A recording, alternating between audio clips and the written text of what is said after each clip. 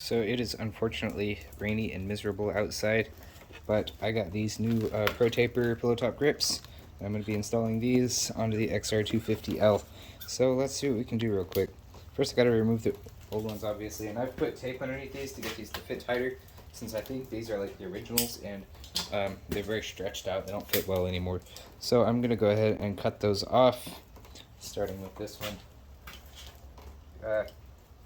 I don't know if these are the originals or not, considering this is a 93 bike, but they're OEM style, and I don't like them. The thing about grips, and really any motorcycle accessory, is people buy them and treat them like they're cheap, when they're not at all. Like even pegs, like a decent set of pegs for these, will run close to $100. I mean, that's nothing like cheap. I don't understand why people pretend motorcycle parts are cheap. But yeah, we gotta get all this tape off now, so let's see what we can do. This XR250 is just a really, really cool bike. I think really any dual sport people are gonna say the same thing about, because just dual sport riding is super cool. These dual sport, I mean really any kind of off-road, like dirt bike, motorcycle, it's gonna have a very long travel suspension setup. Because you really need that for riding the motorcycle off-road at any speed at least. So you get a really interesting road handling characteristic with the whole bike, the chassis of the bike moving around a ton. Like this bike, it's an old bike and it has 11 inches of suspension travel in the front and rear. And a newer one, like a sport bike, will just have like 3 or 4 inches. But of course, it's a lot tighter handling, and that 3 or 4 inches is still enough to absorb most road bumps and stuff. So yeah, cut all this off, and I'll come back whenever I get all this off of the bars. So as you can see, the handlebar is covered in all this sticky junk, which used to be grip glue, and it's also just residue from the tape and all kinds of stuff over the years. So I'm going to scrape off what I can, and then I'll go over it with some alcohol or some type of cleaner and just get this super duper clean. This razor blade isn't very sharp. I'm just gently scratching it, because I don't want to actually thin this down or anything.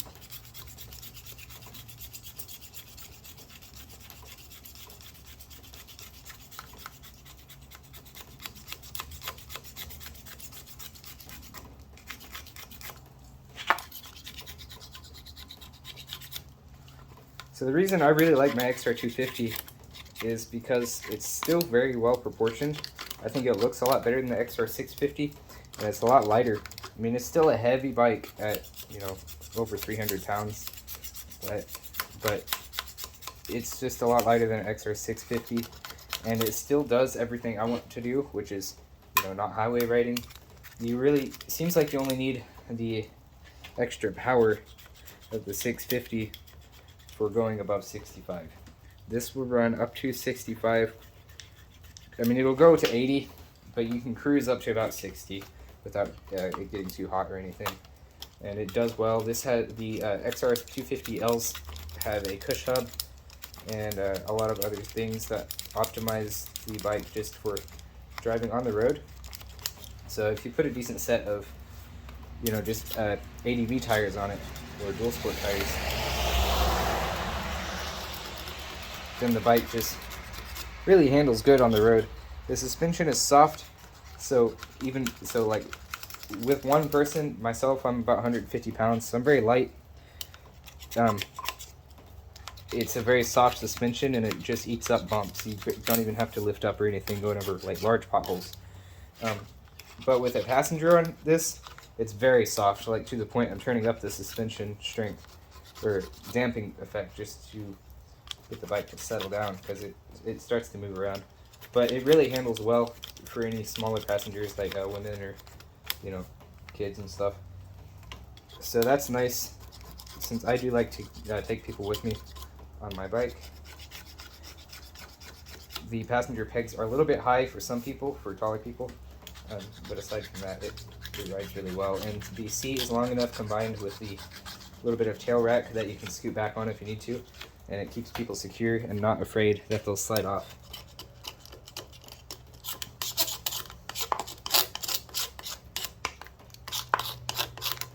I want to replace these next. These little hand guards. They're good for wind, but that's it. They just pop off whenever you crash.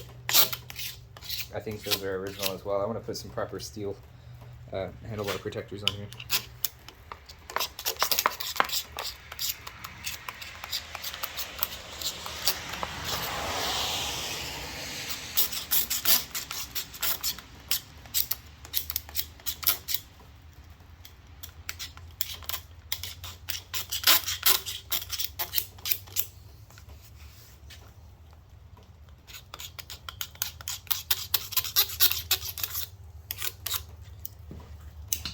Alrighty, so I think that's pretty good. I'm gonna go ahead and just clean this up with some degreaser and get the new grip installed. Okay, so what I've got is just this goof off adhesive remover. It seems to work pretty well because it's a little bit, I'm not sure what the right word for that is, corrosive maybe? It seems to remove any kind of plastic buildup really well, like rubber, like tire scuffs or anything like that. It does that really well, so that's what I'm using here. And I've used that all over this bike. It seems to do a really good job without destroying any paint. So I've been pleased with it. It really may not be ideal because I'm worried about it leaving a residue. You just do not want any kind of residue under your grips, obviously. We'll see.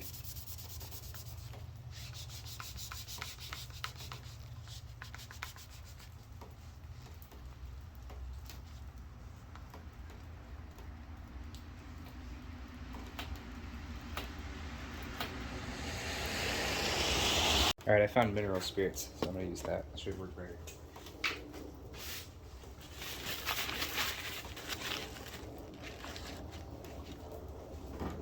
So mineral spirits is spirits, so it's alcohol. I think it may have a little bit of oil content, but I'm hoping that will just dry up. We'll see. Take our grip.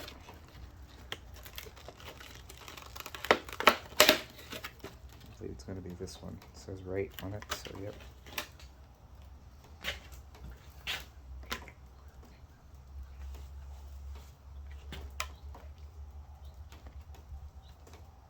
I can already tell this grip is going to hold on a lot better than my old ones.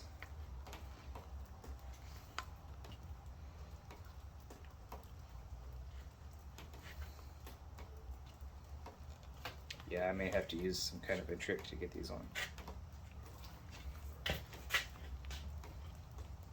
Okay, I finally found what I needed, 91% isopropyl alcohol.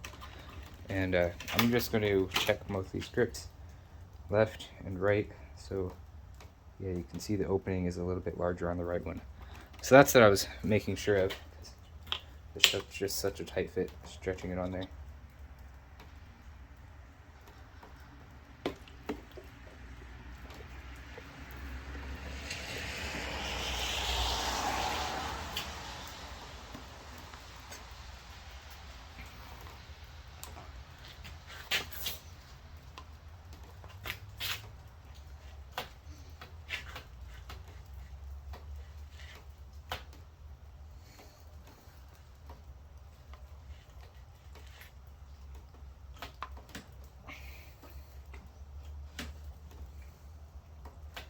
Alrighty, there we go. With that position, make sure your grips aren't twisted or anything so it looks right.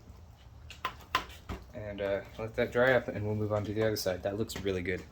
I'm a fan of those colors. Cool. Okay, so on this side, exactly the same process we're about to do. So I'll probably just go ahead and skip through most of this, but we'll get it done real quick. So first cut off the grip.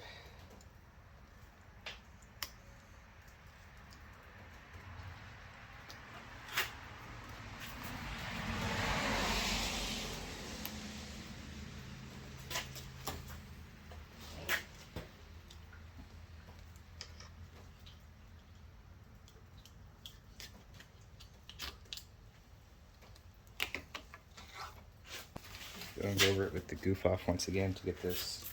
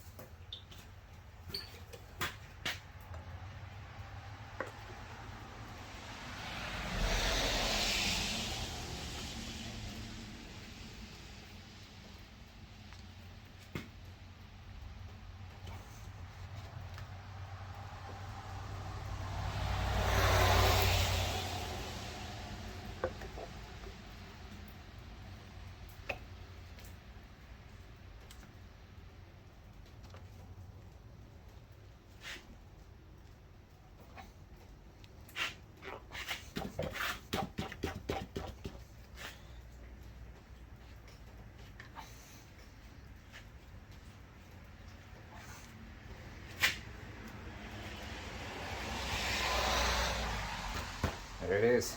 Now, same thing, just make sure none of your little shreds there twist it up. Perfect.